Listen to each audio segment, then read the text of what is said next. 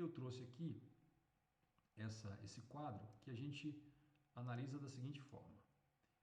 Aqui nessa coluna, a gente vai analisar as penalidades cabíveis. Aqui, ó.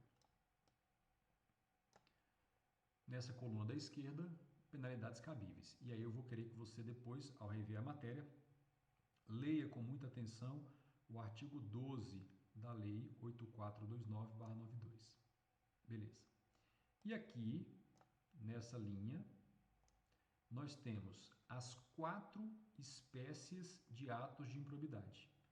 Lembrando que na redação originária da lei, quando a lei foi editada lá em 92 e até muito recentemente, só eram 3 espécies. Foi incluída uma 4ª, eu vou mencionar. Então, a primeira espécie, enriquecimento ilícito. As hipóteses enumerativas estão no artigo 9º. A outra espécie de ato de improbidade é a lesão ao erário, mesmo que lesão ao patrimônio público, está no artigo 10 da lei. Essa é a espécie nova que foi introduzida depois, ou seja, aplicar ou manter benefício financeiro ou tributário ilegal, contrário às leis orçamentárias, é o artigo 10A.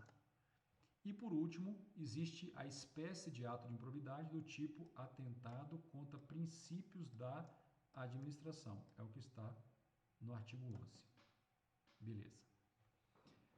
Vejam, e aí eu já vou te adiantar uma coisa importante para a sua prova, que cai com muita frequência.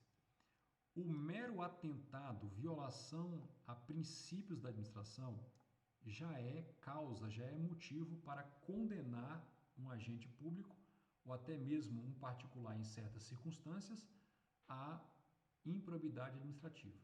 Então, percebam o seguinte, a condenação por improbidade independe de lesão ao patrimônio público. Mero atentado contra princípios já resolve.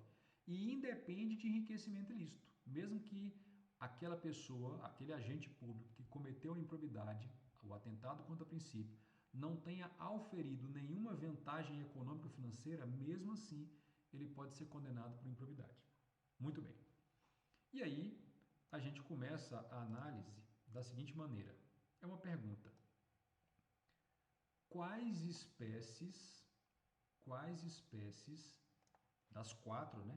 Quais espécies de atos de improbidade geram a possibilidade de sofrer a sanção, a penalidade de perda da função pública se o agente for condenado por isso?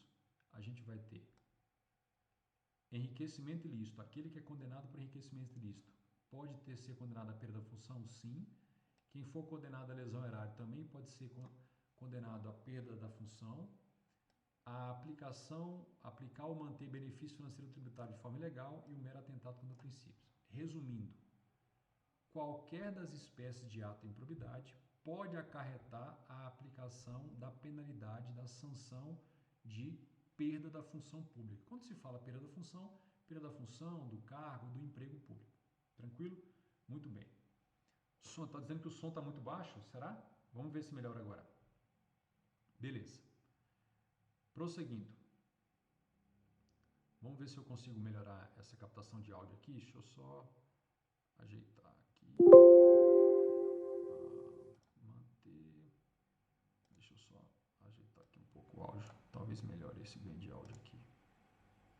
Vamos ver. Pronto. Vamos ver se assim melhora. Muito bem, já estamos de volta aqui. Próxima penalidade que a gente vai analisar se é cabível ou não. Ressarcimento ao erário. Penalidade de ressarcimento ao erário. Novamente, qualquer das 4 espécies de ato de improbidade, se o agente público for condenado por qualquer das 4 espécies de atos de improbidade, enriquecimento ilícito, lesão ao erário, aplicar ou manter benefício financeiro ou tributário de forma ilegal, atentado contra princípios, qualquer uma dessas espécies de ato de improbidade, se o agente for condenado por uma delas, pode sofrer a sanção de ressarcimento integral do dano. Terceira penalidade, perda dos bens e valores acrescidos indevidamente. Acrescidos indevidamente ao patrimônio ou de quem cometeu o ato de improbidade, ou de um terceiro, que é o laranja, em nome de quem se coloca os bens. Aqui, só vai ter perda de bens no caso de enriquecimento ilícito e no caso de lesão ao erário que também tenha tido o efeito colateral do enriquecimento ilícito. Percebam que não existe a decretação de perda de bens no caso de improbidade do tipo aplicar ou manter benefício financeiro ou tributário de forma ilegal e mero atentado contra princípios, quem é condenado por mero atentado contra princípios, também não pode sofrer a perda de bens. O que eu preciso destacar com vocês? Em que situações, obrigatoriamente, se o agente for condenado, ele vai sofrer aquela punição? Então, olha só. Para quem é condenado, vejam bem, para quem é condenado por lesão ao erário, necessariamente a lei diz, tem de dar ou aplicar a punição de ressarcimento erário. Todas as vezes que o agente é condenado por lesão ao erário, por ato de improbidade do tipo lesão ao erário, ele deverá receber a penalidade, a sanção de ressarcimento integral do dano. Isso, inclusive, está no artigo 5º da própria Lei 8429. Agora, quando ele é condenado por enriquecimento ilícito, todas as vezes que se condena alguém por improbidade do tipo enriquecimento ilícito, obrigatoriamente tem de aplicar a penalidade de perda dos bens e valores que foram acrescidos indevidamente ao patrimônio em razão do enriquecimento ilícito. Prosseguindo. Suspensão dos direitos políticos. Aquele que é condenado por enriquecimento ilícito, ele vai ter uma suspensão, ou ele pode ter uma suspensão de 8 a 10 anos de suspensão dos direitos políticos. Não é perda dos direitos políticos, como nós vimos numa questão anterior.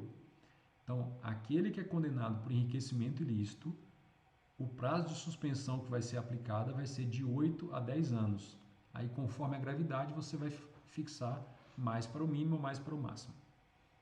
Além disso, no caso de ser condenado por ato de improbidade que acarreta lesão ao erário, lesão ao patrimônio público, a suspensão dos direitos políticos poderá ser de 5 até 8 anos. No caso de condenação por improbidade do tipo aplicar ou manter benefício financeiro ou tributário de forma ilegal, a suspensão também vai ser de 5 a 8 anos. E se for condenado por mero atentado contra princípios, a suspensão vai ser de 3 a 5 anos. E isso aqui responde uma das questões, fundamenta a resposta de uma das questões que nós vimos anteriormente. Agora a gente vai perguntar o seguinte: em quais espécies de ato de improbidade é cabível aplicar, não é que vai obrigatoriamente, é cabível aplicar a multa civil pecuniária, multa em dinheiro? Aquele que é condenado por enriquecimento ilícito, ele pode receber uma multa de até 3 vezes o valor do acréscimo indevido.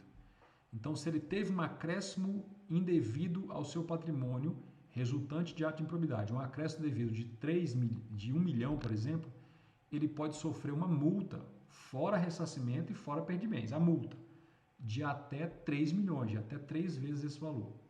Se ele for condenado por lesão ao erário, a multa pode ser de até 2 vezes o valor do dano ou prejuízo. Então, se causou um prejuízo aos cofres públicos de 20 milhões, ele pode sofrer uma multa de até 40 milhões. Se for no caso de aplicar ou manter benefício financeiro ou tributário de forma legal, pode ser de até 3 vezes esse benefício. Suponhamos que seja um benefício aí de IPI, de ICMS, da casa dos muitos milhões, até 3 vezes esses muitos milhões. E no caso de condenação por mero atentado contra princípios, a multa pode ser de até 100 vezes o valor da remuneração do agente. Imagine, você tem uma remuneração de R$10.000 e tomar uma multa de 100 vezes o valor dessa remuneração. Puxado demais, não é isso? E a última penalidade cabível é a proibição, a pessoa fica proibida de contratar e proibição de receber benefícios ou incentivos fiscais ou creditícios. Aqui é proibido de receber FIES, Bolsa Família, vários programas sociais. Eles ficam proibidos de receber esses benefícios. Se for condenado por enriquecimento ilícito, ele fica proibido por 10 anos. 10 anos sem nenhum tipo de benefício. Se for condenado por lesão ao erário, 5 anos. E aqui eu acho que foi um erro, daqueles erros maledicentes, intencionais do legislador. Aquele que permitir a manutenção ou a aplicação irregular de benefícios financeiros, ele não vai ter essa punição. Não houve essa previsão. E, por último, se for mero atentado contra princípios, ele vai ficar proibido de contratar e receber subvenções do poder público pelo período de 3 anos. Tá aí.